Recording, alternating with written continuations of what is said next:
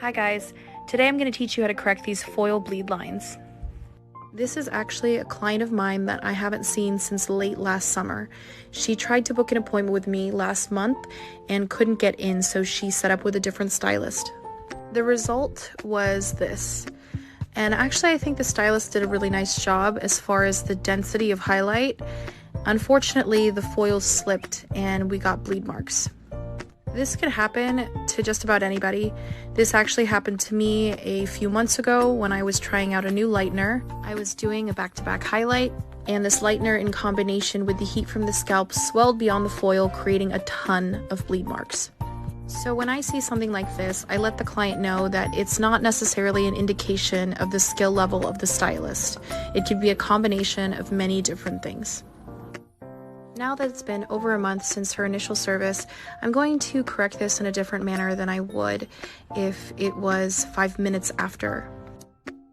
The simplest way to correct this would be to apply a root tap, but because Tierney likes to be very, very blonde, we've chosen to do a partial highlight and a root tap combination. I'm choosing to do this because not only does it give me an opportunity to remove more depth from her hair, but because the highlight slipped so much last time, she never felt quite fresh and as blonde as she wanted. In the interest of saving time and money, we've just opted to do a partial highlight.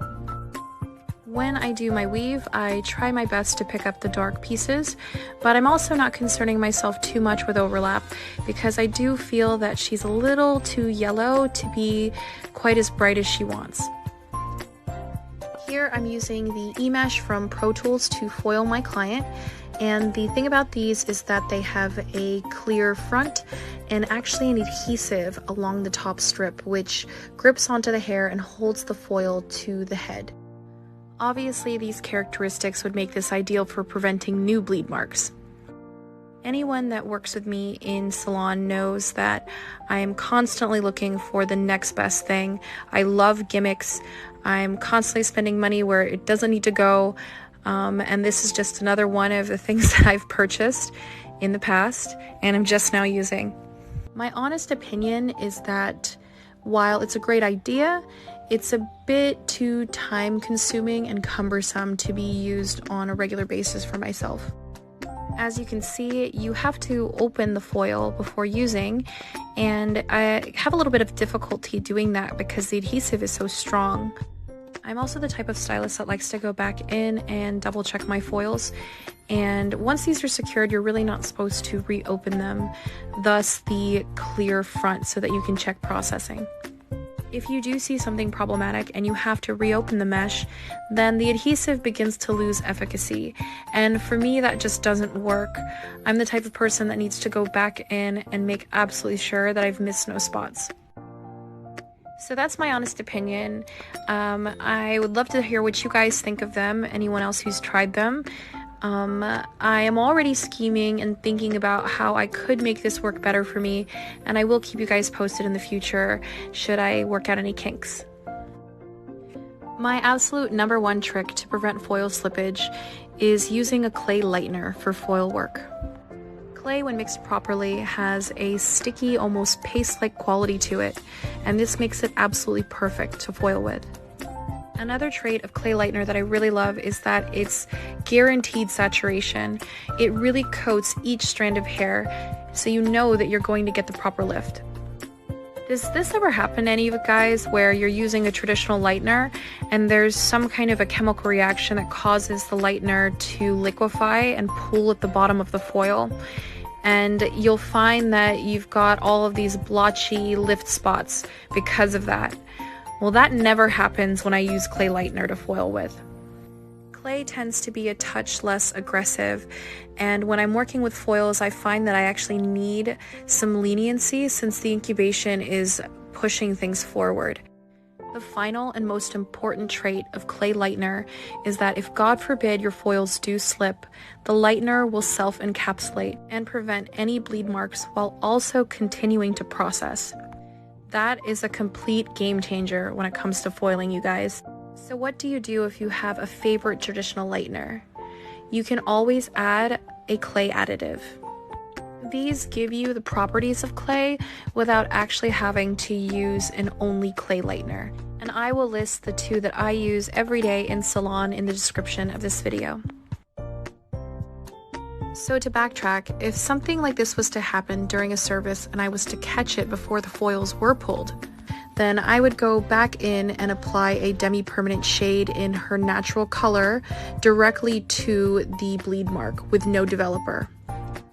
This, in combination with the existing lightener, would actually develop and cover the bleed. Hey guys, so today I will be going over part 2 of how to correct bleed lines. To quickly recap, I go over some of the reasons that bleed lines happen. I do a mini review on these ProCare E-Mesh foils. I talk about why I strongly recommend using a clay lightener for foil application. And finally, I talk about an old school trick used to correct bleed lines before the foil's removed. So we'll dive right in right after this partial foil application. Now I am simply going back through and applying a demi-permanent gloss to the bleed lines. I'm using Oligo Colora Gloss in the shade 7N and 8NB. I felt it was important to add that NB into this formula because it actually is a red base. And if I didn't add a bit of warmth to the formula, then the highlights would have ended up grabbing drab and hollow. I'm only tapping just enough over the lines so that I'm not actually creating a new regrowth, we're just blending out and softening. I've chosen a Redken tint brush to apply my root tap, and that's because the end of it is very pointy and it helps me section very neatly. I like that the bristles are very long. They're actually longer than the brush is wide, and this allows me to reach down into the roots and apply neatly. The bristles themselves are firm and flexible, so I know I'm making contact with that previous section for maximum saturation. I don't know about you guys, but I actually put a lot of thought into the brushes that I use, depending on the job that I'm using it for. Just like an artist's paintbrush, each one has a unique shape and unique qualities that make them perfectly suited to different tasks. As my foils finish processing, I do pull them. Another amazing benefit of using a clay lightener is that once you pull them, they again will self-encapsulate and you won't get any transfer or bleed spots onto other sections of hair. I continue my precision application of the gloss just over the bleed lines, and I do that throughout the entire head, including in between the foils. Unfortunately, after I finished painting this nape area, my camera began to slip, so I did not get any detailed shots of working in between the foils. Just keep in mind to work delicately. You don't want the foils to shift and move too much, otherwise you'll be recreating the same problem all over again. Continue to pull foils as you see them reach your target level.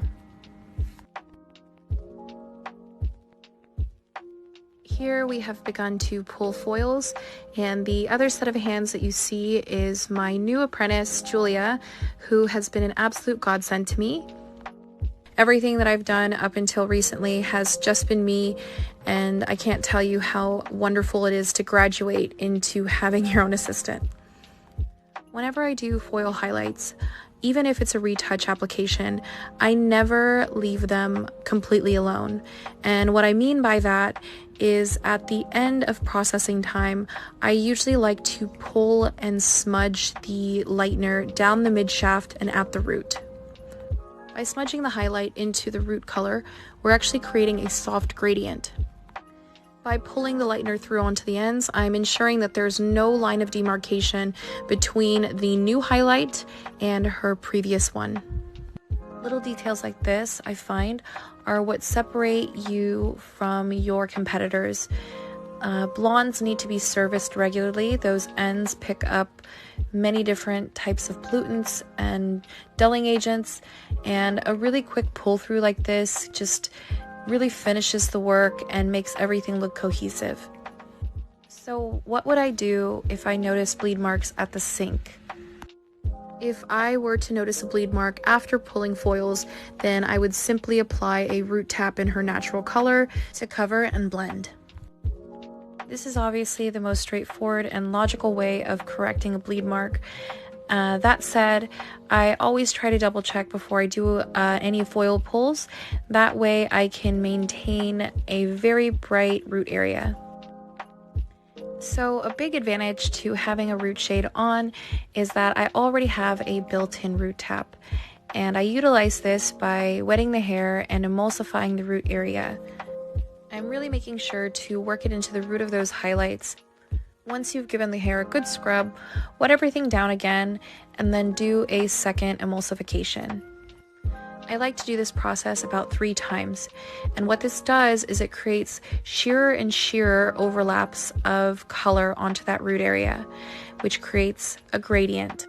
Try to use previous work to your advantage when working through your service. Doing a secondary root shadow would only cost me more time and product. Tierney has a little bit of dry skin from a peel, so her gloss has actually grabbed that a bit. I assure you that area is not raw, it's actually just a little bit of staining. So to finish this correction, I do a global tone with a high lift and 5 volume.